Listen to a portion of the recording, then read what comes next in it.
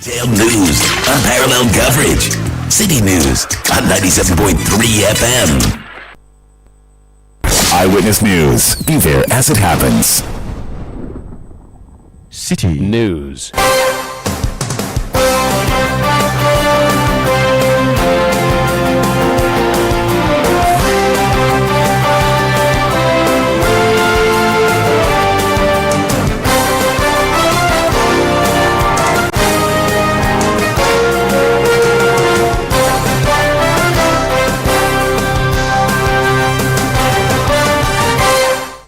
97.3 Citi FM. Hello, good evening, and welcome to Eyewitness News, coming to you live from our studio here in Accra. My name is Sami Wiafi, and tonight I'm here with Eno Safo. Coming up in the next 1 hour, 30 minutes. The Attorney General has been directed to take legal steps to ensure the dissolution of the Board of Trustees, and we expect that to be done in the coming days. Government orders dissolution of the Board of Trustees of the National Cathedral project and the forensic audit of the $97 million spent on the project. Also coming up on Eyewitness News. Accused Mustafa Hamid and 9 others will be put before the Criminal Division 3 of the High Court on Wednesday, 23rd July 2025. All accused persons are currently on OSP inquiry bail. Former Chief Executive Office of the National Petroleum Authority, Dr. Mustafa Hamid, and 9 others to appear before the High Court in Accra next week, Wednesday, after the special prosecutor charged them with extortion and money laundering. And later on Eyewitness News. That is the compilation of the various proposals coming from different groups of people. Over 50 motions up for adaptation or otherwise by delegates of the New Patriotic Party as the party meets tomorrow to amend portions of their constitution. Stay with 97.3 Citi FM for more on this and other stories on Eyewitness News. Later coming up in business.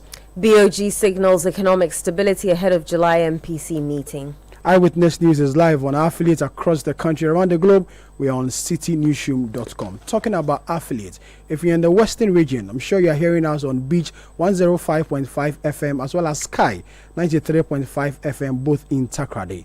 In the Bono region, you can hear us on Greener 95.9 FM in Sunyani.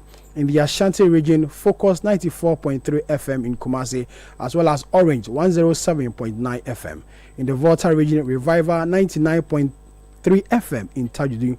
In the Northern region, Radio Bimbela 91.1 FM. In the Upper East region, Mike 105.3 FM in Navongo. And in the Upper West region, you can hear us on 97.3 FM and Jirapa 96.1 FM. In the Ahafo region, you can hear us on Hammers Radio 106.5 FM in Gozo. You can also join the conversations with your WhatsApp messages. And the number you can send a WhatsApp to is 0549 986 996. 0549 986 996. Enu has our first story. Government has directed the Auditor General to conduct a full forensic audit into the National Cathedral Secretariat while legal processes are underway to dissolve the Board of Trustees that oversaw the project. The Attorney General has also been tasked with lawfully terminating the existing contract to prevent further financial losses. Preliminary audit findings by Deloitte and Touche revealed discrepancies in consultancy fees paid to the project's lead consultants, Sir David Ajayi and Associates Limited. Addressing the press, government spokesperson Felix Ofosu-Kwakye stated that contrary to widely circulated reports that $58 million was spent on the project, an additional $39 million is still owed to the contractor, bringing the total amount to $97 million. Contrary to the widely held view that total payments and commitments to the National Cathedral project amounts to $58 million so far, there is actually an additional outstanding payment of $39 million due the contractor. Now, when added up, this brings the total costs incurred so far for the whole that sits at the site of the project to $97 million. Also, due to the lopsided nature of the contract, additional costs continue to accrue daily, despite the cessation of work on the project since March 2023. Now, I want to take you through some of the findings contained in the audit report, because there are those who have claimed that this audit report in question exonerates some persons. Now let me touch on discrepancies in consultancy fees paid to Sir David Ajayi and Associates Limited. The audit report reveals that there were troubling discrepancies in consultancy fees paid to Sir David Ajayi and Associates Limited for the mobilization and design of the National Cathedral of Ghana. Now, while the Office of the President confirms a total payment of 113,040,564 cedis only, the firm, that is Sir David Ajayi and Associates Limited, reports having received 117,972,656 Ghana cedis, which gives a variance of 4.9 million Ghana cedis, which as of now remains unexplained. Payment records show that 87,938,750 cedis was paid by the Ministry of Finance between 26 September 2018 and 25 November 2019. Subsequently, the Office of the President made two payments. One, which was 29,664,845.29 Ghana cedis on 19 February 2021, and another 369,060 Ghana cedis on 5th March 2021, bringing the presidency's total contribution to 30,033,906 Ghana cedis. Combined, these payments amount to 117,972,656 Ghana cedis received by the firm. Felix Ofusu-Kwakye further outlined directives issued by President John Dramani Mahama regarding the project. President John Dramani Mahama has directed that the following steps be taken. 1. The National Cathedral Secretariat, which used to operate from here at the presidency, stands dissolved as of 1st May 2025. Now, the National Cathedral Ghana was registered as limited by guarantee. In view of that, the Attorney General has been directed to take legal steps to ensure the dissolution of the Board of Trustees, and we expect that to be done in the coming days. Now, 3, the President has ordered that in the interest of transparency and accountability, the Deloitte and Touche audit reports will be published immediately after this briefing. So we will share copies with you, media men present, and we'll also put it out on various portals and social media handles so that the public can access it and review the contents for themselves and see whether the claims that some individuals have been exonerated is borne out by the contents of the report. Now, despite the damning findings contained in the Deloitte audit report, it does not cover the full scope of operations of the National Cathedral Secretariat and the project itself. The Auditor General has therefore been requested to commission a forensic audit into the National Cathedral project and the activities of the Secretariat.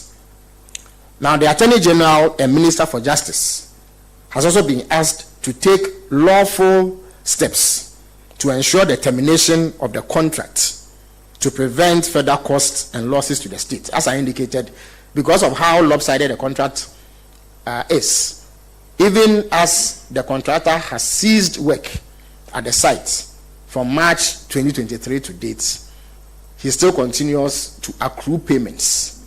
And we find that this will impose significant costs on the state. And therefore, President Mahama has ordered the Attorney General to take legal steps to terminate this lopsided contract so that we save on cost that will accrue to the state.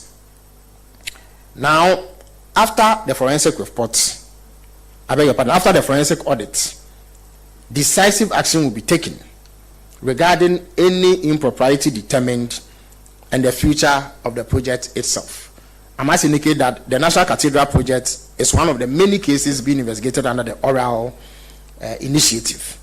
And once the forensic audit findings become available, they will add onto the body of evidence that will be looked into. And based on the determination that is made in terms of any act of impropriety, persons responsible will be held accountable. Government spokesperson Felix Ofosu-Kwakye there. You're still listening to Eyewitness News, coming to you live from our studio here in Accra. We'll go for a quick break. When we come back, we'll do some more stories. Eyewitness News. Be there as it happens. Still unbeatable. Republic Bank has slashed the Citi mortgage interest rate to a new low. That means it's more affordable to own your dream home. You enjoy lower monthly installments, save on interest payments, flexible loan arrangements, and more. Make the move. Own your home at a low teen interest rate. But hurry, this offer lasts for a limited time. Visit any Republic Bank branch or send email to myhome@republicghana.com or call Accra 054-0109-649. Kumasi 054-0109-901 to apply today and enjoy a teen interest rate. Republic Bank, with the one for you. Life doesn't always go as planned. Maybe you dreamed of earning a degree, but something got in the way. Losing a parent, financial struggles, or life just happening. But what if I told you it's not too late? At Cracks Training Institute, we believe in second chances. With the ABE Level 6 program, your dreams are back within reach. If you hold an HND or a 2-year diploma and have valuable work experience, this is your opportunity. The ABE Level 6 is recognized by Ghana Tertiary Education Commission, GTEC, and equivalent to a bachelor's degree. But that's not all. It also qualifies you to enroll in any university in Ghana for a master's degree. And here's the good news. Admissions start this August. This is your moment. Don't let it pass you by. Take the first step towards rewriting your story. Call us today at Cracks Training Institute on 0552-222217, 0552-222217, or visit cracks.edu.gh.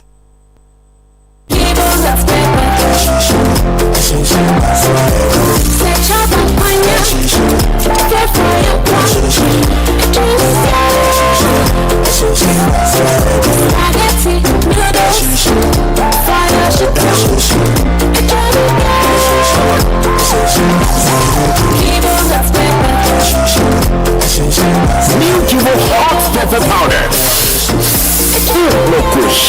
This advert is FDA approved.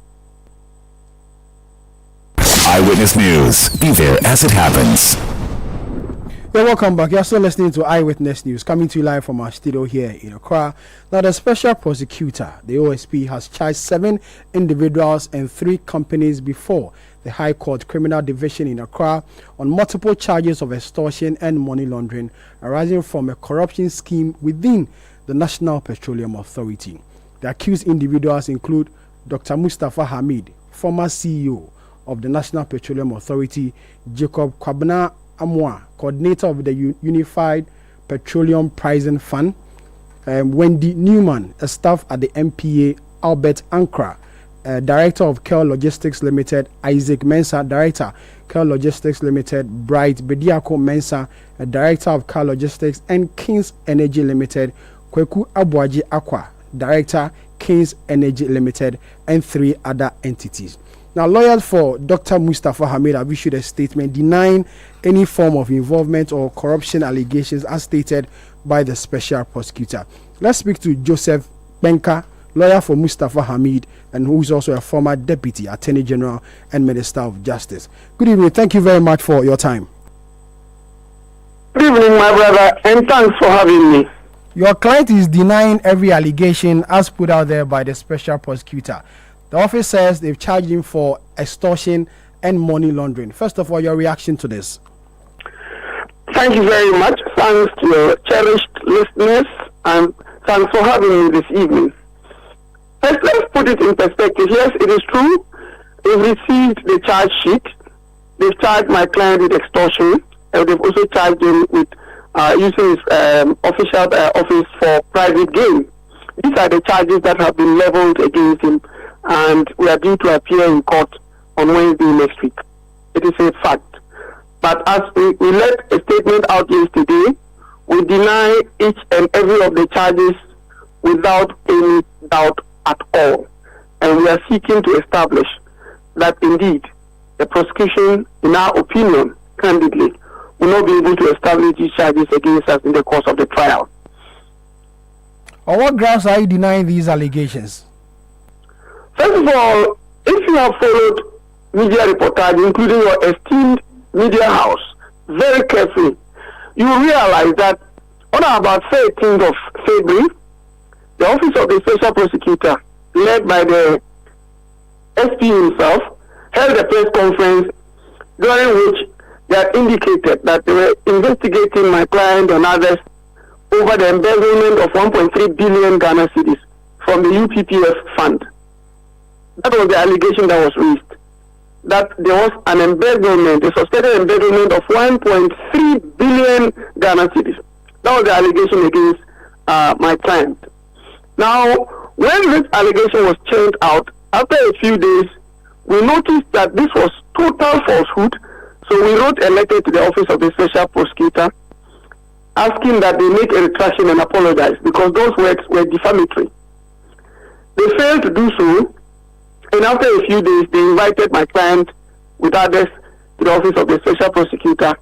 This time, during interrogation, they moved away from the 1.3 billion they were talking about because there was nothing like that, absolutely nothing like that. And they knew at the time they made that claim that there was nothing like that. It was a figment of their imagination. It was concocted. It was one that they sat down and thought about just to destroy the hard-won reputation and integrity of the venerable Sheikh, Dr. Amit, in that circumstance. So when this particular issue happened and the interrogation proceeded, they then shifted the focus and said that some oil marketing companies had been coerced to pay some money to my client, and so that was extortion. We asked whether there were complainants in the matter. They said there was no complainant, that it was on their own that they were investigating that some oil marketing companies paid money to our client. Again, let me state without equivocation that no oil marketing company ever met our client in private or in official capacity and paid a dime to him. It has never happened. And anybody who has that evidence should tender it in court of law to prove the guilt of our client. So no oil marketing company, no person, managing director or any CEO, chief executive officer of any oil marketing company has ever given any such money to our client, Dr. Hamid, in the circumstances. So when they brought out this allegation and we denied in its entirety, then again they shifted and said that it was one of the officers in the office there who was the conduit through whom monies were given to be given to our client. Again, we denied that, and we told them in categorical terms that that was untrue. Then they proceeded to now charge my client, and specifically if you look at even the amount of money involved, they said it's 280 million Ghana cedis, but in fact, what they say stands in the name of my client by way of something they claim he received was about 24 million Ghana cedis, which is what they are indicating. But in their allegations and facts, they say that he was the kingpin or the leader of that syndicate that purportedly siphoned the 280 million from the private companies. So I ask, the leader, the kingpin, who organized and orchestrated the theft of 200 or the theft of 208 or extortion of 280 million from companies, benefited less than 10% of the money involved. Absolutely preposterous and ridiculous. So we have stated and we repeat that from day one, the OSC have engaged on a fishing expedition, going around everywhere, visiting every bank, checking every relative of our client, just to ascertain whether there were money that could not be accounted for. And they got none. They have no such evidence whatsoever. And let me put this in perspective, my brother. The charges do not contain anything related to the loss of a single city belonging to the government of Ghana. Even assuming without admitting that on the face of it, the charges are true. It has absolutely nothing to do with money belonging to the government of Ghana, which was the initial allegation. It now talks about money being extorted from private entities. That is why they are going under Section 151 of the Criminal Offences Act. Perhaps the allegation is that he uses office. He uses office, which is a government office, to do this extortion and money laundering. Yes, so that is why I am indicating to you that first of all, he never extorted any money from any person. He never used his office to extort any money whatsoever. And we deny saying, and we are challenging them to prove it in court. Let me indicate this. Go and carefully read Section 151 of the Criminal Offences Act. It's very clear. At 29, it talks about the use of force to get a person to part with money. Probably if you are occupying a public office and you use some force or coercion to get a person to part with money. Those are the ingredients. So they are going to the court to call witnesses to come and say that they were forced by my client to give him money. That's what we are waiting for. That's what they are going to court to establish. So I'm saying that, look, we on our part have stated that we are innocent of the charges, and when we get to court, we will. It is not our duty to prove our innocence. It is their duty to prove our guilt. But when we get to court and the facts are laid bare, we'll be able to know whether or not, on the combined effect of the charges, the facts, and etc., and the evidence that they will adduce, whether they can actually establish any case against our client to warrant him even to call on him to open his defense in the circumstances. But for now, what we will say simpliciter is that we are innocent of the charges, and the burden will shift completely to the state to prove our guilt. We see photos of him on social media holding more or less like a card bearing his name, and we see same on the wall of the special prosecutor. You have issues with that as well? That is completely unconstitutional and unlawful and should not be entertained in a civilized society like ours. It is sinful against the dictates of the and principles of the Constitution, particularly the combined effect of Article 15, Article 17, Article 19 of our Constitution. It is very clear that these acts are degrading and demeaning the integrity of the persons, especially when they are not convicts. Was that shot taken with his consent? I'm just putting this across. And let me make that point clear. Whether it was even taken with his consent or no will not matter. But to parade somebody the way they have done means that the person is a convict. But they are not convicts. They are accused persons. So, in the days that are ahead, we intend to test this in our human rights court. Whether, when you charge a person, you can parade the person in the manner that the special prosecutor has done. Because in this particular country we are living in, it's a country of laws. It's not a country of might and men. And we must follow the dictates of the... No, until you are involved in a matter, you are treated the way our client and others are being treated, you wouldn't know the effect that it has, the psychological effect it will have on you and those who are around you. So we cannot entertain that as a country, a civilized nation like ours. And the Special Prosecutor's Office knows this. They know it very well, that the purpose for the establishment of that office is being, in my candid opinion, is being defeated to a very large extent by their actions and inactions. Because you are putting a person before court. The person is not yet in court. The charges haven't even been read to him. He hasn't pleaded to the charges. And then you are parading the person as though he's a convict. Those mark shots, in my candid opinion, in all intents and purposes, are sinful against the constitutional dictates of this country and ought not to be entertained. But must be shut down by a court of competent jurisdiction as we march forward, establishing our right and the right of our clients. But if you look at the artwork, there's a legal disclaimer that says all persons are presumed innocent until proven guilty in a court of law. So if you strip me naked and leave me on the street and write on me thief, and you tell me that he's not guilty until he's proven, what have you done?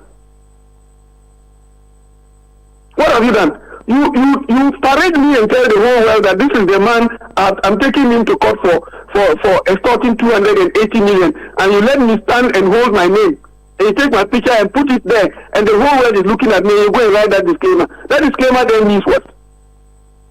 My people have a local saying, that you don't go outside and strip me naked and bring me inside and then put a cloth around me. You don't do that. So for us, that disclaimer there is much ado about nothing. Whatever effect that the publication is supposed to have, the damaging effect it's supposed to have on our client has already been occasioned. But that disclaimer there means absolutely nothing to us. But the others also say that Dr. Mustafa Hamid is not the only person who've gone through this. Other persons under investigations by the OSP have also gone through a similar thing. So what's so special that you're raising issues with it? So the fundamental question we should be asking ourselves is, if 1,000 people go through horrifying experience and keep quiet, does it mean that every other person should keep quiet? There is always a stage at which something must stop if it is illegal. That something has not been challenged does not mean that it is right. So it is the right of those people. They may have counsel or they didn't have counsel, and was their right to have challenged that. So if they didn't do and somebody decides to exercise that right, probably our case will be used as a test case going forward as Ghanaians. And we intend that we challenge it, and if the courts find in their wisdom that what they did was right and in conformity with the principles and dictates of our constitution, so be it. But until that is done, we think that what has been done by the special prosecutor is unlawful, it is unconstitutional, it's an abuse of the rights of the persons who were paraded, and to that extent, we will have to go to court to seek redress. Finally, before I let you go, in your release, you mentioned that under the tenure of your client as chief executive of MPA, the organization saw an increment in operational, activities in terms of the finances. What exactly do you mean? Yes. Again, just look at the letter that we released yesterday. If you look at the UPPF fund, for example, the Unified Petroleum Pricing Fund, our client inherited about 53 million in 2021. And at the time of exiting office, he moved it from 53 million to over 1 billion Ghana cedis. An increase of over 2,000%. Is that a corrupt man? If you look at all the 4 financial indicators or accounts that we actually adumbrated in our letter, it is very clear that the least increment that he made was in excess of 400%.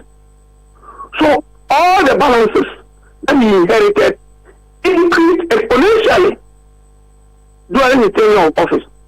And from all indications, even by the charges the special prosecutor has presented against our client and the financial circumstances of the company, the MPA itself, we can conclude without a shred of doubt that our client was not corrupt, did not involve himself in any corrupt act, while an MPA never took a dime from government office when he was in office. And that having gone on the fishing expedition and stated that there was 1.3 billion from UPTF fund which was stolen, and which finally metamorphosed to 280 million, not even from UPTF funds stolen again, but now extortion from private entities. God save us. Because as I stated somewhere, if somebody read the allegation of 1.3 billion against the Honorable Mustafa and others, and did not have an opportunity to read the now charges of 280 and come to the conclusion that he has stolen 1.3 billion when in fact there was nothing like that, you can imagine the reputational damage our client is likely to suffer. So, in terms of integrity, I stated, and let me repeat, that the Honorable Mustafa is one person that many people have come across him and vouch for his level of integrity and commitment to serve the nation. And we can only say that we wish the special prosecutor well.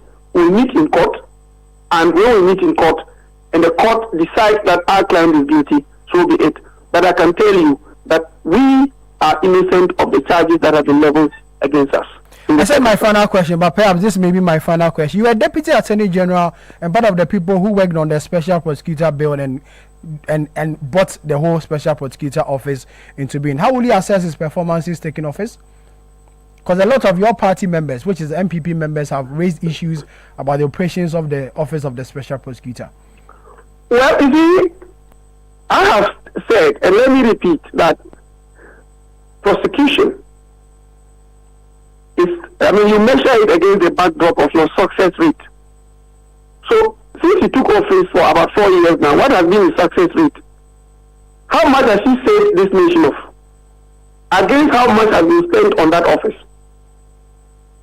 If the budget that we have had for the special prosecutor for the past 4 years is anything to go by put together, it is more than 1,000% probably of anything that they have retrieved from from people who are suspected to have committed offences.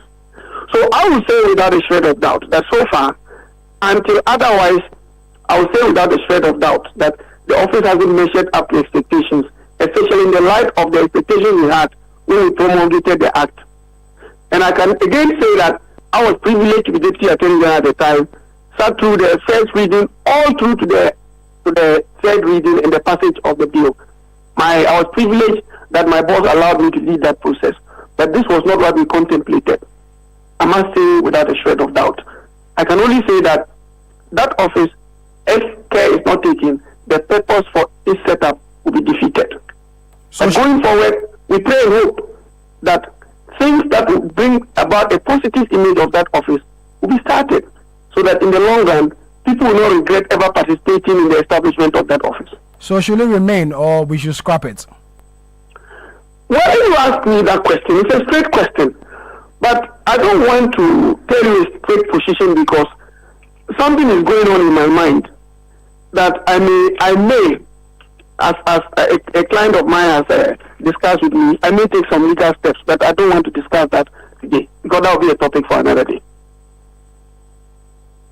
Council, thank you very much for your time. Joseph Diok-Menka, lawyer for Dr. Mustafa Hamid, former CEO of the National Petroleum Authority, speaking to us there.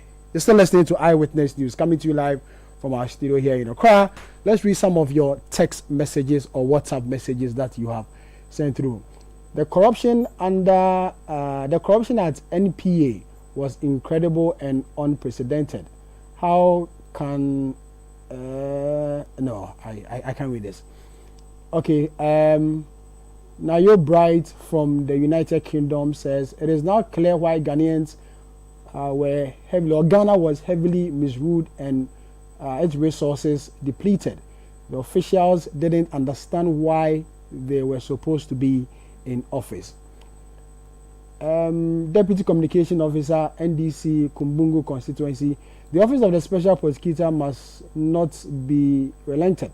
The former CEO of the National Petroleum Authority and all others involved must be made to refund every pesewa that they have taken from the coffers of the organization. Prince Henry Nkofodia says the biggest scam that we have ever happened in this country is the construction of the National Cathedral, which was prosecuted by officials of the MPP administration, especially Dr. Bawumia and Nana Akufo-Addo. I'm still in a state of shock as to why Nana Akufo-Addo was able to blah blah blah. I can't continue the text messaging. You're still listening to Eyewitness News, coming to you live from our studio here in Accra. We go for a quick break. When we come back, the MPP will tomorrow amend portions of its constitution. Over 50 proposals or motions have been put across for delegates to adopt or otherwise. Eyewitness News. Be there as it happens. Are you feeling tired after a hard day's work? Have you lost your appetite even for your favorite dish? Viral Blood Tonic is a nutritionally balanced, pleasant-tasting tonic fortified with iron and vitamins to boost your appetite and energy levels for high performance. Viral Blood Tonic, easy to take and good for the family. Viral from Danex Iting Starwin PLC. If symptoms persist after 48 hours, consult a physician. This advert is FDA approved. Charlie, where are you? Boss man, I'm at the bank. Really? But your car is in front of your house. Bro, my bank on my phone, Charlie. Oh, how? EcoBank, bro. With EcoBank mobile app, I can do everything, anywhere, anytime. Listen, I just checked my account balance, paid Ahmed's school fees, and sent money to my grandma at Walwale. Oh, wow. Wow. Masa, just download the EcoBank mobile app from the Google Play Store or the App Store, or dial *770# and be your own bank manager. Manager. Whether to pay bills or fees, to check account statements, send money across Ghana, abroad, and more, EcoBank mobile app has got it covered. EcoBank Mobile, making everyday people live everyday lives the EcoBank way. EcoBank, the Pan-African bank. Oh, jump on now. Go. Ugomi, at what time when you come back where I don't hear the sound of your car? Why you buy new car? No, I don't change my car. It be the same ride. It be the fuel way I change. Way one shouts it. Ever since I started using the all-new Excellium Premium Fuel, fortified with 3-in-1 action. Oh, Joe, now my car they run like electric car. No, so this is the type of fuel where they want to. Because now engine they cost. Where they want for way if I buy it, it will protect my engine. And with the small way I buy, I go drive Absolutely. It's like strapping a turbocharger to your engine and giving it a protector. And what they bust my mind says be the 3-in-1 action. No, Excellium they prevent up to 99% of deposit. It be anti-wear, some be anti-corrosion. One pair way now open there. Hey, so where can I find this magical fuel? Just head over to any Total Energy service station and your car will thank you. Hey, they make a finish Magobe fast, then rush go Total Energies. My friend, but why you have the Magobe inside? I give you info. Make a fill the Gobe too small. Go! And Excellium is designed to protect your car engine, decrease fuel consumption, and lower CO2 emissions. Don't say fuel, say Excellium. Choose Excellium, choose quality. Eyewitness News. Be there as it happens. Welcome back. You're still listening to Eyewitness News, coming to you live from our studio here in Accra. My name is Sami Wiafe. Eno has some more stories. The Security and Intelligence, Defence and Interior Committees of Parliament have stated that the government has outlined robust security measures aimed at curbing electoral violence, particularly ahead of the upcoming Akwatia by-election.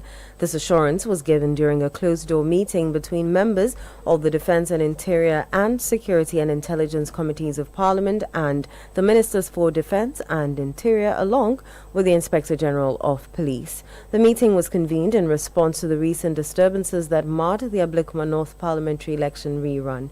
Addressing journalists after the in-camera session, Chairperson of the Security and Intelligence Committee, Dr. Zenato Ajiman Rollins, and the ranking member of the Defence and Interior Committee, Reverend John Ntim Fojo, said the government's proposed interventions are focused on de-escalating tensions and preventing future violence. With regards to what happened in the Ablekuma election, these are measures that, when are put in place, hopefully should help to reduce the tensions around future elections. Certainly, this is not going to be a one-off incident where we will have to go to the polls, and we must ensure that we learn lessons from some of these incidents and ensure they do not recur. And as members of both committees who have oversight over these sectors, we intend to follow up to ensure that all recommendations that have been put before the committee will be followed through to a conclusion. We have many elections ahead of us. We don't intend to abandon our democracy anytime. And therefore, we don't want situations where ballot boxes will be put at polling stations in the future and the citizenry will be afraid to go out to vote because of violence. And to have a trend where the political party that has the most violent people becomes the winner in presidential or parliamentary elections. Democracy is all we have. So fundamentally, the excesses arising out of Ablekuma North elections have been discussed in detail, and specific actions have also been recommended for action to be taken.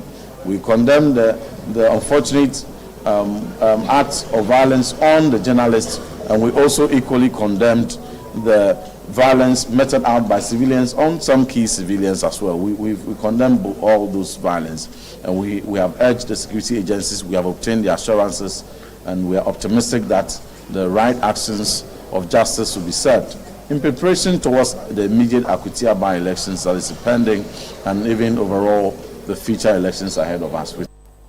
In addition to electoral security, Dr. Zenata Ajaman Rawlins and Reverend John Ntim Fojo announced that security arrangements have also been reinforced to de-escalate long-standing tensions in Boko. We have been reassured of measures that are being put in place to contain the situation and to restore law and order, alongside the peace pathway that is being set up with Otumfo to restore some kind of law and order, as well as peace, a long-lasting peace in the area. We, as two committees of parliament, are working together with state security, with the various ministers related to our public safety sector, to ensure that we work together to see a resolution of the conflict in Boko. Boko conflict is a concern to all of us as Ghanaians. We have taken a bipartisan approach.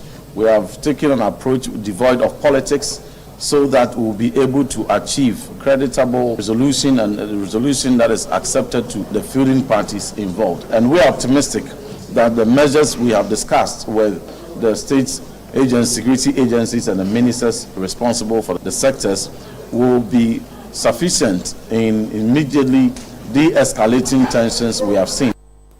You heard the chairperson of the Security and Intelligence Committee, Dr. Zenata Ajaman Rawlins, and the ranking member of the Defense and Interior Committee, Reverend John Ntim Fojo. The Minister for Local Government, Chieftaincy and Religious Affairs, Ahmed Ibrahim, says the first batch of security-featured papers has been delivered to the Births and Deaths Registry to restore effective service delivery. The registry recently ran out of the special security paper used for printing birth certificates, causing widespread frustration among applicants across the country.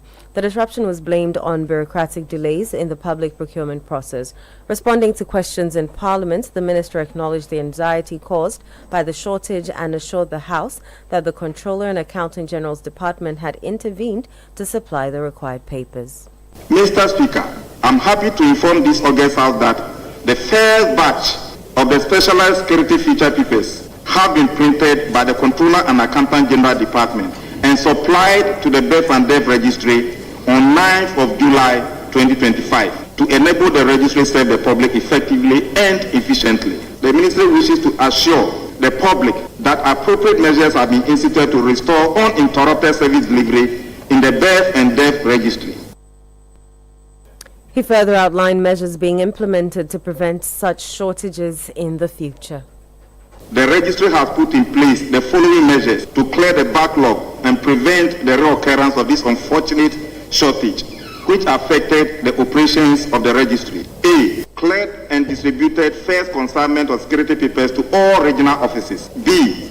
Issued directives to prioritize processing of pending applications. C. Instituted an early warning stock monitoring system to prevent reoccurrence. D. Engage the Controller and Accountant General to plan and initiate procurement process early enough to avoid such challenges. Minister for Local Government, Chieftaincy and Religious Affairs, Ahmed Ibrahim. The Minister of Health, Kobna Minta Kando, has announced that the government has paid 603 million cedis in arrears owed under the National Health Insurance Scheme as of 2024. This payment addresses outstanding debts following concerns raised by private healthcare providers over persistent delays in claim reimbursements.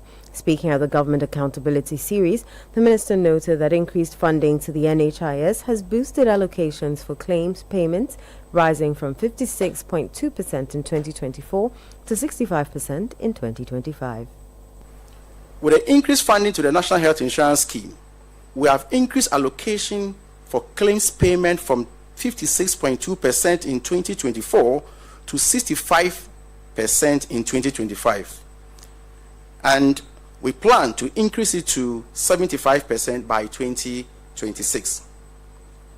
As the fund grows, we will ensure that every CD reaches frontline services, providing quality care to all Ghanaians. Not only have we uncapped the levy, but we have also been committed to releasing funds swiftly. And I'm proud to announce that the National Health Insurance Scheme, National Health Insurance Claims Arrears totaling 603 million Ghana cedis as of December 2024 have been fully settled.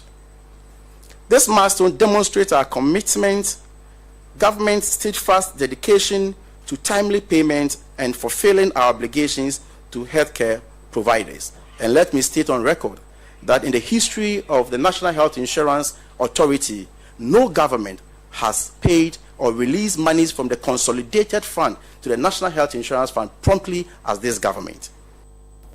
You heard Minister of Health, Kwabena Kando. Well, we are aware the New Patriotic Party, the NPP, will tomorrow meet at the University of Ghana Sports Stadium to amend portions of its constitution. This is known as the National Delegates Conference of the NPP, and over 50 proposals or motions are up for adaptation or otherwise by the over 4,000 delegates who are expected to meet tomorrow to do the needful. Joining us on the telephone line is Hansen Ajima, a reporter here at Citi FM and Channel 1 TV. He's been on this beat for quite a while now, just to get a feeling of how preparations are at the University of Ghana Sports Stadium and what you expect tomorrow. Hansen, good evening. Thank you very much for your time. Good evening, Simon. We are told that over 50 motions are up for adaptation or otherwise. Run us through quickly which are these irrelevant or important motions.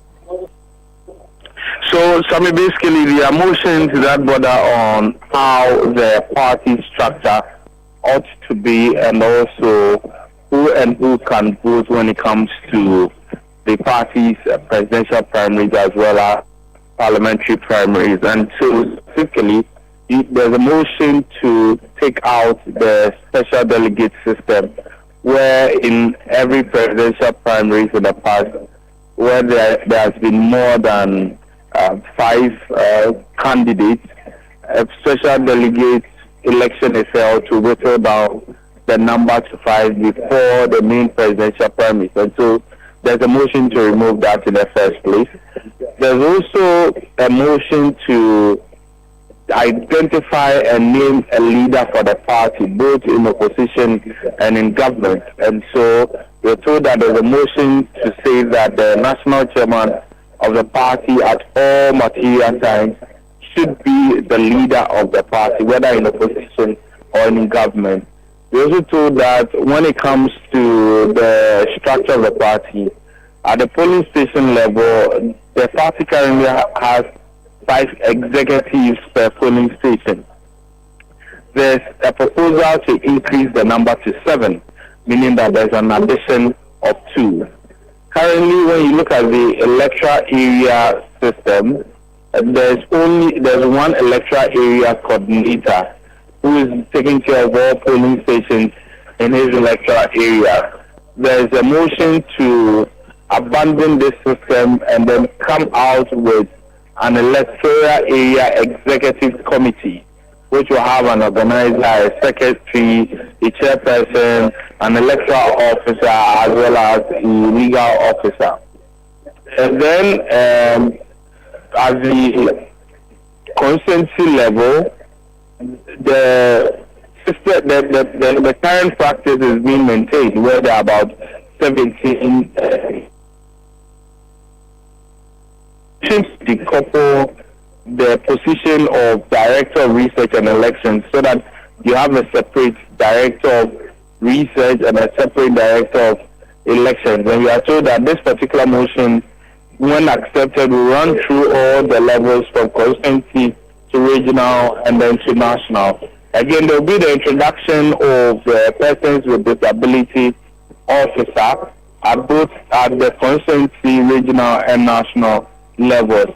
There is also one controversy that one motion that we are told does not seem to have a unanimous appeal, which has to do defining who a youth is in the party and who is eligible to contest for the youth organizer position with respect to age.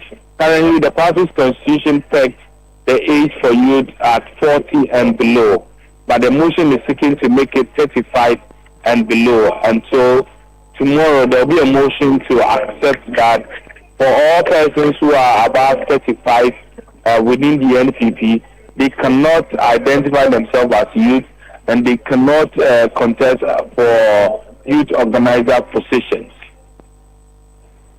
Okay, all right, Hansen, thank you very much for your time. Hansen Ajimai is with us at Citi FM and Channel 1 TV, and still with 97.3 FM, Citi FM and Channel 1 TV. As tomorrow, we'll bring you a comprehensive coverage of the MPP's National Delegates Conference taking place at the University of Ghana Sports Stadium here in Accra. Our coverage on radio starts at 7:30 a.m. tomorrow, Saturday. You're still listening to Eyewitness News, coming to you live from our studio here in Accra. We'll go for a quick break. When we come back, we'll do business news. Eyewitness News. Be there as it happens. Get the details. Every significant financial transaction, every market movement, and all the policies that affect your business. Citi Business News. Be informed. Time now for Citi Business News on Eyewitness News. I am Inosaf. Let's settle for the details. The Bank of Ghana has stated that confidence in Ghana's economy is returning as inflation expectations are anchored and external buffers have strengthened. This comes after the Monetary Policy Committee of the BOG held an emergency meeting on Thursday, July 17, 2025 to review recent economic developments ahead of the scheduled 125th MPC meeting later this month. Here is more. We apologize for that. That sound will bring it to you in subsequent bulletins. But Director General of the Securities and Exchange Commission, James Kluchaveji, says the development of an investment protection fund remains a top priority for the Commission. The fund is expected to cushion investors against future market shocks and help rebuild trust, especially after the impact of the domestic debt exchange program. Speaking at a stakeholder engagement session at Ho Technical University, James Kluchaveji said the Investment Protection Fund is part of broader strategy aimed at stabilizing the market and strengthening investor protection. We recognize that a well-informed investor is a well-protected investor. When investors are enlightened and have access to relevant market information as well as diverse licensed investment products, they can create wealth, jobs, and fuel the economic growth of our beloved nation. We are actively enhancing our market surveillance system to better detect irregularities and strengthen investor confidence. Furthermore, the development of an investor protection fund remains a key priority designed to mitigate risk and rebuild trust in the market following the recent past challenges. We talk about the DDEP by the Minister has said. James Kluchaveji is Director General of the Securities and Exchange Commission. Government is being called upon to provide targeted support for entrepreneurial initiatives that can accelerate Ghana's economic transformation. According to Professor Stephen Mahama Brima, Senior Lecturer at the Department of Marketing and Entrepreneurship at the University of Ghana Business School, such support will empower local entrepreneurs to innovate and operate within the 24-hour economy policy. Speaking at the climax of the 2025 edition of the University of Ghana Business School Management Week, Professor Brima emphasized the importance of adaptive entrepreneurship in shaping Ghana's future economy. For our economy to succeed, our entrepreneurs must succeed. And for entrepreneurs to succeed, they need very innovative marketing strategies. And we know that with the aid of technology, and the fact that the whole world we are in different time zones, having a business that runs 24/7 is the way to go. And now that Ghana has decided to go that way, we find this topic or theme for our celebration very apt. They support one part of us, and we are calling our governments and our authorities to help the young minds with the energy to try to create things that would employ people instead of they becoming employees, to support them with whatever resources, whatever policy and ecosystem that they may require to enable them create the jobs that we need, to bring out the dollar that we need so that the nation can be built. Professor Stephen Mahama Brima is a senior lecturer at the University of Ghana Business School. Samsung Electronics has unveiled its 2025 lineup of artificial intelligence-powered television sets branded Vision AI, designed to enhance consumer comfort and convenience, ranging in size from 43 inches to 100 inches. The new models feature advanced capabilities that can be fully utilized with an internet connection. Speaking at the launch, Maxwell Agudiche, Product Marketing Manager for Consumer Electronics at Samsung Electronics West Africa, encouraged consumers to visit Samsung showrooms nationwide to experience the new Vision AI TVs firsthand. Vision AI, as we all know, AI is taking the world by storm in every aspect of our lives. And what better way to incorporate it into our lives than in our products that we use every day at home? So we have our TVs. Now, one exciting thing for the TVs is now everything is controlled by AI in the system of the TV. So you can access the TV and the TV can learn your preferences. It can learn what you like to do on your TV. So for instance, there's something called adaptive volume. When it knows that, okay, anytime you watch football match, the volume is at, let's say, 90%. As soon as the TV realizes that you're watching a football match, you don't even need to now increase your volume. It automatically sets it to that because it's learning your preferences and it's getting intelligent as the days go by. Vision AI, as we all know, AI is taking the world by storm in every aspect of our lives. You heard Maxwell Agudiche, Product Marketing Manager for Consumer Electronics, Samsung Electronics West Africa. That's all for City Business News on Eyewitness News. I am Inu Safo. Up next is Point Blank. Detailed news, unparalleled coverage. City News on 97.3 FM. Oh, jump on now. Go.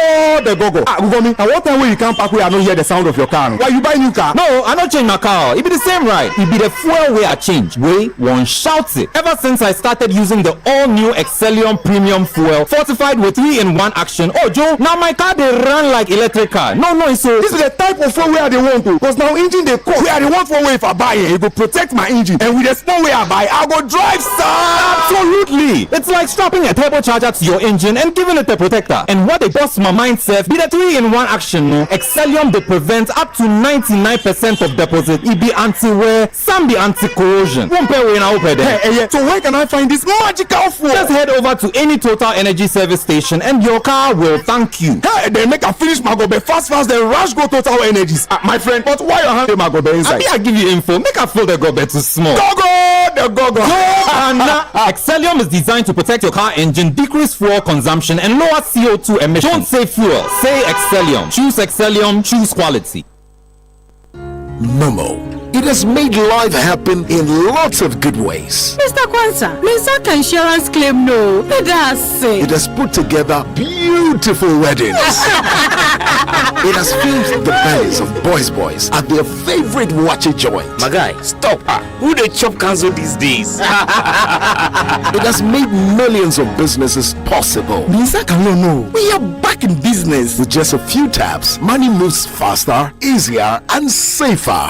Momo understands the weight of your trust in us. We continuously enhance security with features like self-paying reset to help you protect your money. Momo will only call you with 0244 300,000. No MTN or Momo staff will call or ask for your PIN or one-time password. Do not transfer funds to anyone whose identity you have not verified. Do not approve any prompts you have not initiated. Momo, still Munsaka. Eyewitness News. Be there as it happens.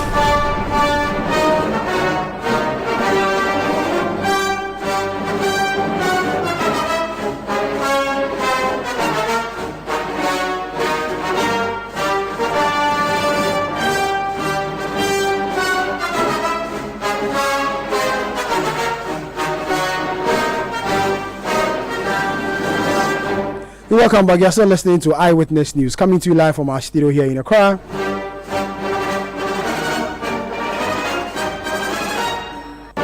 Tonight on Eyewitness News and Point Blank, my guest is Charles Bawadua, who is the Member of Parliament for the Bongo constituency in the Upper East region.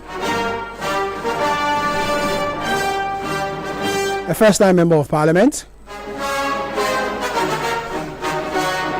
We'll talk to him about how he's finding his feet in the House and recent developments within his constituency. Charles, good evening. Thank you very much for your time, and thank you for coming. Good evening, Samir, and let's say good evening to all your August listeners. First time member of Parliament? That's correct, yes. How are you finding your feet in the House? Well, the usual beginning that a person who is going to Parliament for the first time will experience, having to learn new things, especially in an environment that you have never been to before, in terms of being a member. There are a lot of basics that one will have to learn. Talking particularly also about the rules. You know, Parliament is like the standing orders and the rest, yeah. It's like a court. You do not go to court without mastering the rules of court. The same way, you are not likely to be effective in Parliament, and especially on the floor of Parliament, and even at Parliamentary Senate Committee meetings, if you lack the basic, which are the standing orders of Parliament. And that is a voluminous document for which every member of Parliament will have limited time within which to master, to be able to be involved in parliamentary proceedings. So, of course, we have learned that, and then, of course, knowing how to go about parliamentary work. The things that a parliamentarian will need to go through in order to get development for your constituents, and especially solving the numerous problems that they come with. Another thing is how to handle your constituents and the huge expectations that very important, because they took you there. Exactly, they took you there, and in most cases they take you there based on certain promises that you gave them, you gave them in the course of the campaign. So you have to find a balance, a fine line, whilst you do your work in Parliament, to also attend to that. That is very difficult, but I think that I am doing my best in that circumstance. Your expectation outside Parliament and now that you are in, is it the same? How did you see the House when you were not a member of Parliament? And are you seeing differently now that you're a member of Parliament? Yes, so whilst I campaigned several times to enter Parliament, don't forget this was my third attempt. Before you defeated Bongo, what's his name? Sorry, Edward Bauer in the primaries. The Honorable Edward yeah. Bauer. Yeah. So, of course, I expected that it would be tough in Parliament. I expected that one would need to work hard. I did not think that you are on your own in Parliament. I thought there would be so much guidance, but in Parliament you are really on your own, and one will have to work hard to be able to stand your feet on the floor of Parliament and then contribute effectively to the discussions on in the parliamentary chamber. And so not really much in terms of fulfilled expectations, but the basic things that I thought would be made available to parliamentarians to be able to do the work, especially at the very beginning. There are a lot of them are still lacking, and to that extent, that was not expected. So you still want to be there, or you wish you don't want to be there again? Oh no, of course. I have always loved to serve the people. Okay. And whilst not being a parliamentarian, I spend a large, aspect of my time, serving the people, doing a lot of things for the people, and especially advocating for them. Yeah. And I think also because of my background as a lawyer, that interest to advocate for the people, I have developed such interest that there's no way I will shy away, from serving the people, especially in the parliamentary chamber. You serve on the Sanitation Committee and Water Resource. Sanitation has been a big issue here in the country. You go almost everywhere, people talk about sanitation. From your observation, how do you think we can address the sanitation issues here in Ghana? Yes, I think first of all, we need to appreciate that it is a big issue. I think in the majority of communities, the majority of towns and cities, many people don't take sanitation as an issue. And so how we dispose of waste is immaterial for them. And that's the more reason why people will gather their household waste and go and throw it onto the streets, thinking that they have disposed it of. But they forget that the bigger problem is in the future. And no wonder, therefore, that a lot of our towns and cities' gutters are getting choked. We will end up, drinking contaminated water, eating contaminated food. The end result will be the sickness, diarrhea that we experience. And I think that we need to have a different understanding of what sanitation is all about. The need for us to appreciate that we must keep our environment clean. We must clear all our dirty areas to ensure that we live life that will not lead us in the future to diseases and sicknesses. And if that understanding is made, and the state authorities in particular enforce the sanitation bylaws that we have, we should be able to achieve the situation where we should not have sanitation issues. But it doesn't appear that that is happening now. And I think that John Mahama's decision also to ban plastic and the rest. Yes, there are matters that will help. Well, plastics are a real problem in this country. Good, very comfortable in the use of plastics, but how we dispose of those plastics is a matter that, if not handled properly, could give us problem in the future. Away from Parliament, let's go to your constituency, the people who brought you to Parliament. Your constituency was in the news recently. A heavy rainstorm, destroying about 500 homes, rendering a number of people homeless and displaced. What are you doing to address this challenge among your people? Yeah, so I'm happy that you have also come across that. It's one of the things that immediately hit my constituency when I took over. Whilst I was initially thinking of other things to do, that came as a matter of urgency. So in that rainstorm, the first one, about 15 schools and a clinic were affected, completely having their roofs ripped off. 15 schools? 15 schools and a clinic, completely having the roof ripped off. Was it a tsunami? I think it was akin to a tsunami. And I don't know how that happened, but I just took a particular belt, and every school along that belt was affected. And it was so difficult to explain how that happened. At houses and several other properties. And, I took the decision that, look, immediately we needed to deal with the schools, because the school children had no places to learn. Yeah. Some had to sit under trees. Already we have schools under trees in the constituency, but the storm increased the number of schools under trees. And so I decided, look, I needed to find the funds. The district assembly didn't have anything. Government did not provide funds because that was something that was unexpected, and especially coming at a time that there had been an immediate change of government, and the government was now trying to find its feet. So I decided to take it upon myself to raise the funds. So I wrote to several organizations. I spoke to individuals, and I'm so happy to say that we raised some funds, and we were able to deal with, I think, about 6 schools. Out of the 15? Yeah, out of the 15. And then, of course, the clinic. It's still not enough. It is still not enough. And as if that is not enough, subsequent rainstorms also affected, I think, another 6. So we have that at hand now. I have raised more funds, and I think by next week we should be able to start fixing the rest. But is that your job? It's supposed to be the job of the district assembly. Yeah, but the district assembly doesn't have funds. The district assembly doesn't have anything. When we took over, the assembly coffers was completely empty. And as a member of parliament, and somebody who can use your position to raise resources to deal with it, you do not shy away from it and say, this is not my job. It is also your job to deal with such problems. And so that is being done.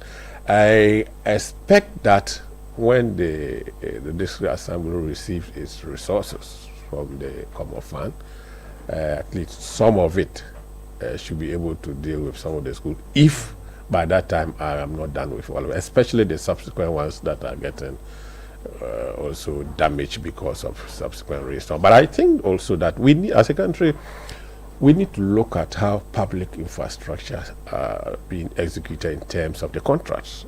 Because when I went around together with technical people, it became very clear and abundantly so that there was a lot of shoddy works.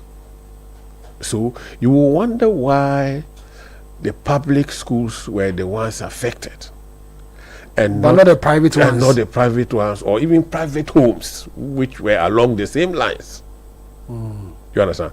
So the material, it became clear that the materials that were used, and even the nature of the execution of the projects, showed that there was shoddy works.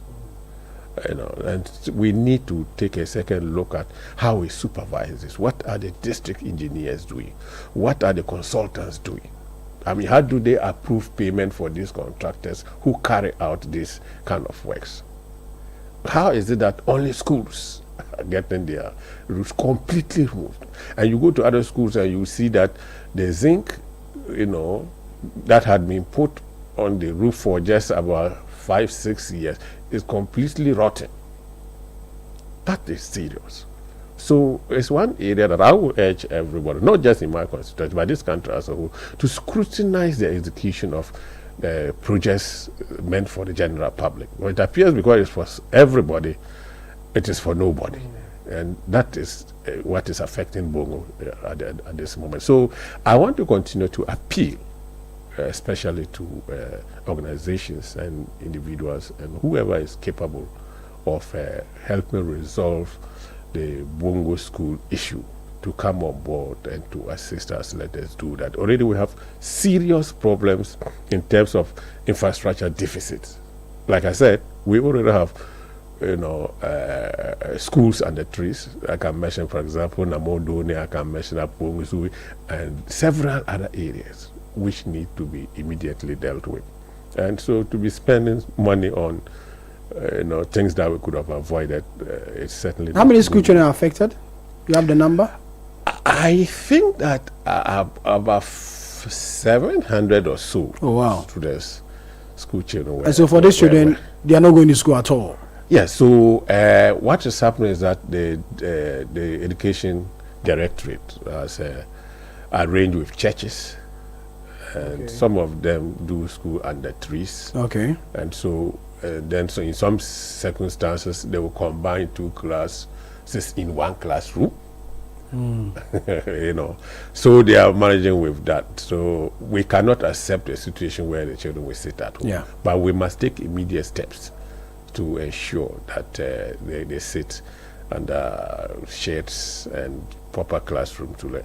Already there are no desks in the majority of schools. There's let's say up to 70% furniture deficit in the school. So that's one thing that, together with my able DCE, we are thinking of resolving, because you cannot do proper learning, you cannot do proper teaching without the necessary materials that you need to do the teaching. And we know, that school education in particular is very key to the development of any place. We are mostly farmers, but the farming alone is not enough, for us to, as it were, progress and develop in the manner that we need to do to catch up with other districts which are already far ahead in terms of development.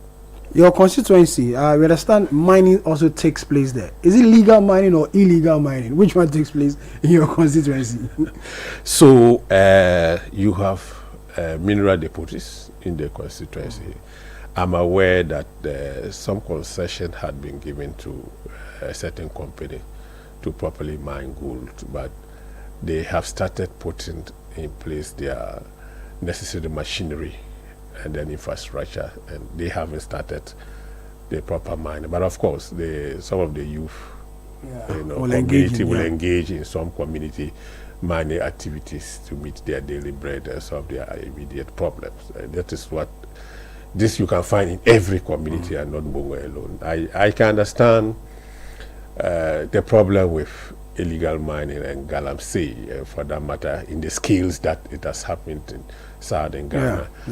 We have similar problems in my constituency. With such destruction of the environment? Yes, especially the river bodies. Okay. But we are, talking with the youth to at least avoid the river bodies, and engage maybe in other areas that may not be so destructive, and probably do it in a manner that will not destroy the environment. You're still listening to 97.3 FM. This is Point Blank. My guest tonight is Charles Bawadua, who is the Member of Parliament for the Bongo constituency. Let's still remain in their constituency before we move out of it. You made some promises to your people in the lead up to the election. How have you been able to fulfill? First of all, tell me 2 of these promises, and what are you doing in addressing or fulfilling these promises? I think that our key promises were in respect of education, the provision of desks for the numerous schools, and then of course the provision of other infrastructure. In fact, as we speak, myself and the district chief executive are engaging some contractors to provide the desks. We want to deal with that vigorously, and very soon we'll be providing desks to the numerous schools. In fact, but for this rainstorm which has brought it back, this should have been done up to a certain level by now, but we have had to divert that. But the other thing that we have faced has been the inability of some of the students, especially those in tertiary, to pay their school fees. This I have done so far. I think about 40 people have received financial support to pay their school fees. Some of who sat at home or were unable to write their exams would have been unable to write their exam, did so. And I'm glad that we have helped in this respect. The other area that we did promise was the need for us to improve upon agriculture, provide fertilizer and the mechanization, use the Farmer Services Center. We all know that the Farmer Services Center is now being put together for purposes of it actually touching the ground. In terms of fertilizer, I have procured some fertilizer that we are currently distributing, and so I am sure that in the next few days some farmers will get. It cannot get to everybody because there is no way you can provide, but the key farming areas will get some support. We're also working hard to, as it were, deal with health. In some of the communities, the chips compounds are deteriorated, and some don't even have. And the rainstorm is destroying others too. It's destroying others too. So we're trying to deal with this. I am also working hard to deal with roads. Bongo is a very vast area with several streams and rivers which need to be bridged. About 3 weeks ago, the regional feeder roads director, organized some engineers for me, and I went around with them to throughout the constituency. We went to about 10 rivers, and they have started the drawing. After which we will now see how we can deal with, if not all, some of them. What about electricity? Yes, electricity. In every part or some parts? Electricity is a major problem. Yeah. A lot of the communities are still not hooked to the national grid. Okay. It's an area that we are concerned about. We all know the use of electricity, how electricity can improve upon the lives of many people. So whilst we were campaigning, it's one of the things that they complain bitterly about. And I cannot wait to make sure that we get electricity to these various areas, even though some communities do have light. It's a major area that needs to be dealt with. You are a lawyer. Let's talk about some national issues as far as the law is concerned. You've been following the work of the special prosecutor, I guess. Sure, I have been following. How do you assess him? I think that, first of all, the special prosecutor operates by law. I mean, he's not operating out of the legislation. I believe that we should allow the special prosecutor to do his work. What I am concerned about, I think that the special prosecutor is a bit too slow, especially in bringing people that their investigation have found to have committed offenses to court. And I would have expected that at least a good number of, high-profile cases will be being prosecuted by now. But you lawyers say the law grounds slowly. Yeah, but so the law grounds slowly, but surely that is the jargon. Mm-hmm. And I think that the law should be seen to be grounding. You understand? Not slowly. Even if the slow, it should be seen. It doesn't appear that it is in terms of the special prosecutor, it is moving the way it should be moving. Don't forget that this was an office set up under the legislation to fight corruption. Yeah. You understand? It will not deter others from being involved in corrupt practices if it is not working, if it is not biting. The very purpose of it may be defeated. But we've seen a number of people. What I think is that it doesn't have sufficient personnel. This country is vast. No, they have over 200. Corruption They have over 200 and something personnel. Yeah, you think not enough? Go to other regions and see what offices the special prosecutor has. Corruption doesn't happen in Accra alone. Corruption is not in the national capital alone. Corruption is everywhere. And if the special prosecutor were prosecuting, cases the way it should be flowing, like I am thinking, there will be a case made for many people to be appointed in the regions to also engage in prosecution. It doesn't mean that the special prosecutor must do all his work in Accra. So I expect the special prosecutor to do so much in terms of prosecution. Let us justify the need for us to engage more people to do the investigations in the various regions and districts. Look, there is so much in terms of corruption in the districts, in the regions, that a special prosecutor sitting in Accra will be unable, to find out. So we need to expand it. But before we can expand it, we need to show that it is workable. We need to show that it can bite. So I will advise that, look, let the special prosecutor do his work and do it very well. Then we can support the special prosecutor to do more in terms of expansion. But all the same, we should also have patience.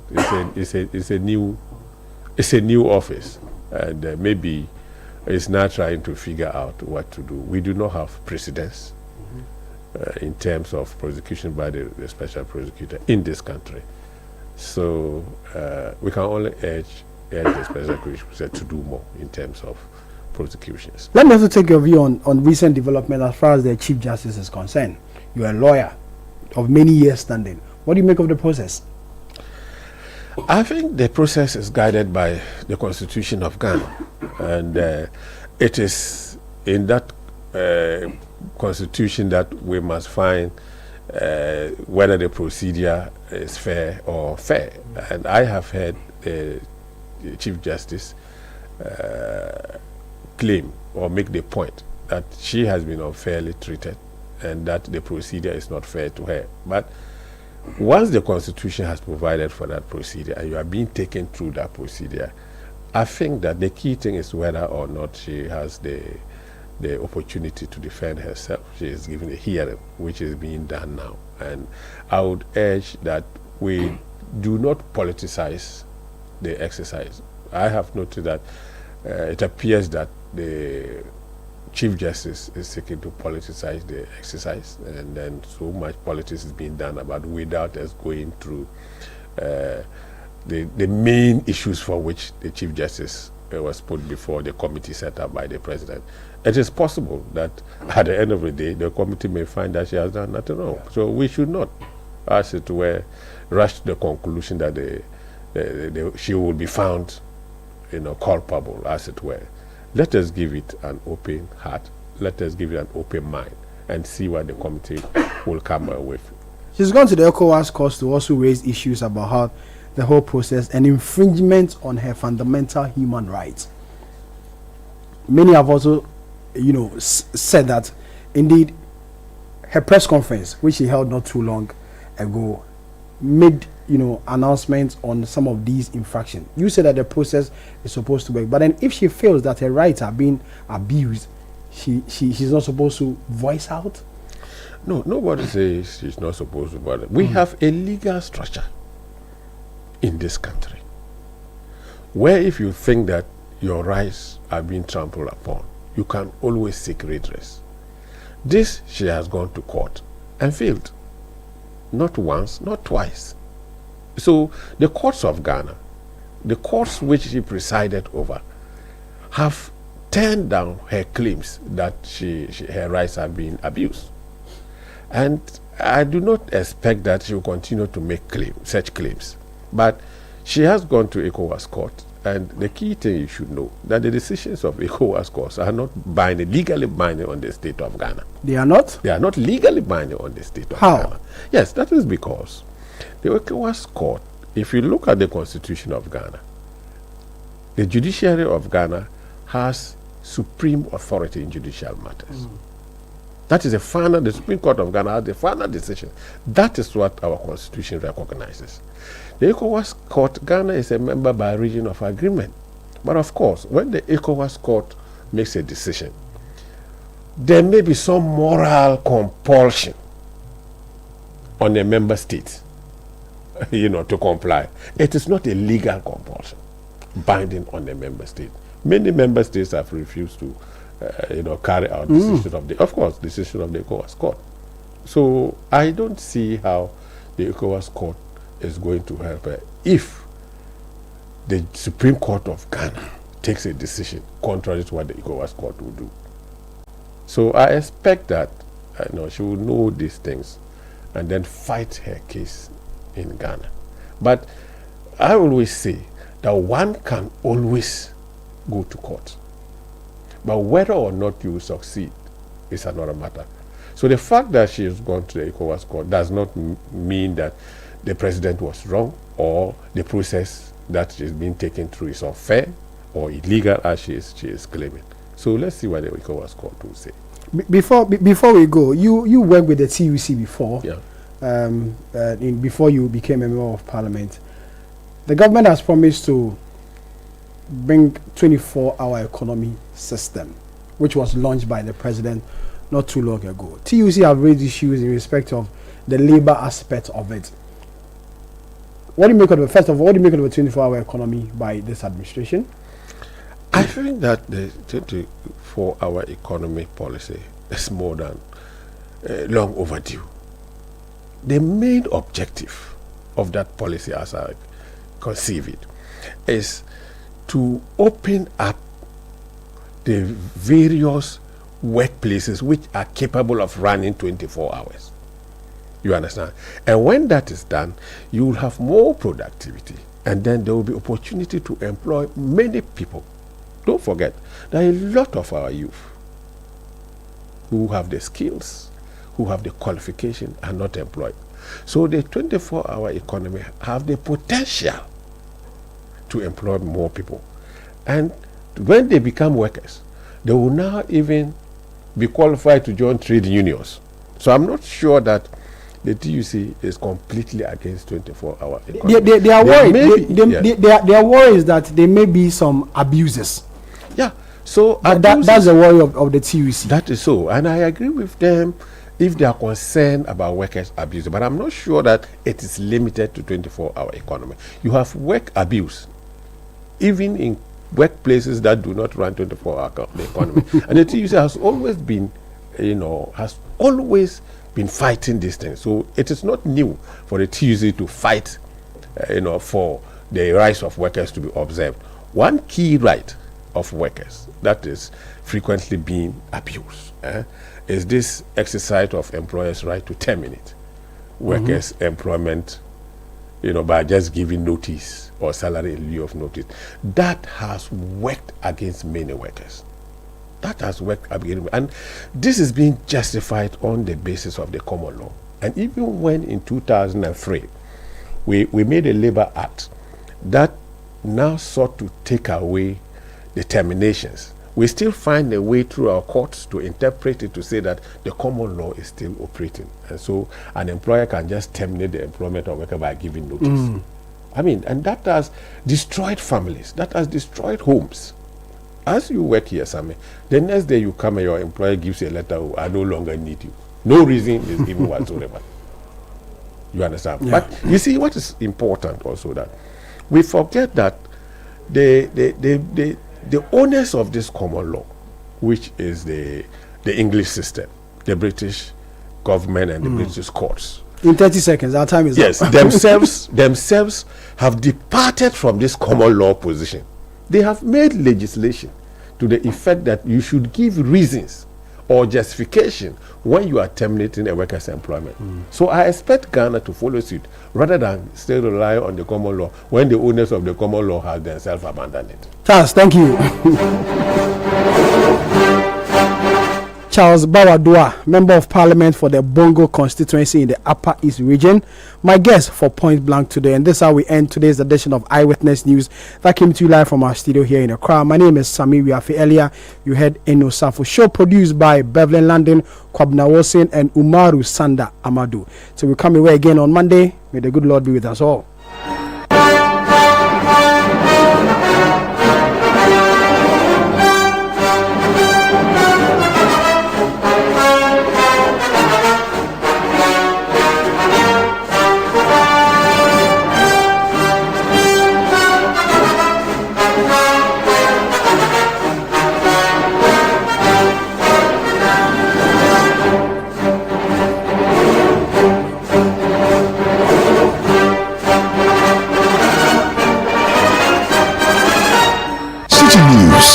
We speak first. Reach our hotline on 0302-224959 and get interactive on Facebook, Citi 97.3 FM, and on Twitter at Citi 9.